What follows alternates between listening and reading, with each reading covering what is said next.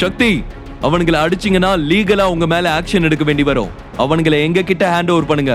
கையில் சிக்கி இருந்தவனை போலீசிடம் தள்ளினான் சக்தி. அரெஸ்ட் பண்றதுக்கு வாரண்ட் இருக்கா சார்? வாரண்ட் எதுக்கு? கர்நாடகால இருந்து எக்ஸிபிஷனை சேர்ந்தவங்க தமிழ்நாட்டுல இருக்க சிலையை கடத்த வந்திருக்கீங்க. இது போதாதா? சார், அப்படியெல்லாம் அரெஸ்ட் பண்ணிட முடியாது.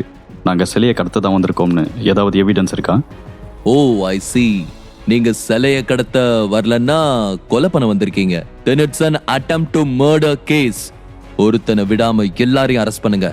இன்ஸ்பெக்டர் சொன்னதுமே அந்த ரவுடி கும்பலை காவலர்கள் அரெஸ்ட் செய்து அங்கிருந்து இழுத்துச் சென்றனர். சக்தி, போலீஸ் எப்படி வந்தாங்க? இந்த ரிசர்ச் ஆரம்பிச்சதுல இருந்து இவனுங்க நான் ஃபாலோ பண்ணிட்டு தான் இருக்கானுங்க சார். நான் சைட்ல இருந்து கிளம்புறதுக்கு முன்னாடியே போலீஸ்க்கு இன்ஃபார்ம் பண்ணிட்டேன். அதான் கரெக்ட் டைமுக்கு வந்துட்டாங்க. சக்தியின் கட்ஸை பார்த்து சிவன்யா பெருமிதம் கொள்ள அங்கிருந்து விடைபெற்று மகாபலிபுரத்திற்கு கிளம்பினர்.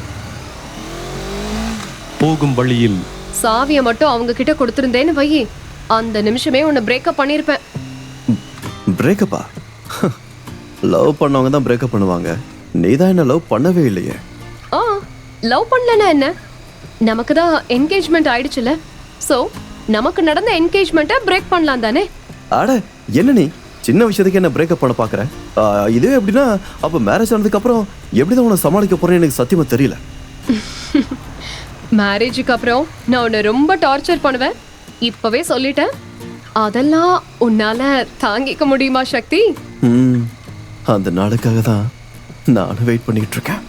அப்போது சக்தியின் வயிற்றின் வழியாக அவன் மார்பு வரை கைகளை ஊர்ந்திட விட்டவள் சக்தியை கட்டி அணைத்து அவன் முதுகில் அவள் முகம் பதித்தாள். அதில் ஒரு நொடி சக்தி திகைத்துதான் போனான். இருவருக்கும் அந்த நெருக்கம் புதிது. அட என்ன புதுசா ஹக்கெல்லாம் பண்ற?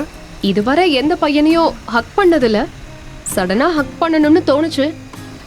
உனக்கும் எனக்கும் என்கேஜ்மெண்ட் ஆயிடுச்சு. ஸோ நீ எனக்கு ஹாஃப் ஹஸ்பண்ட். இது நல்லா இருக்கே. காதலை வளர்க்க ஆரம்பித்திருந்தவர்கள் மகாபலிபுரத்தை வந்தடைந்தனர்.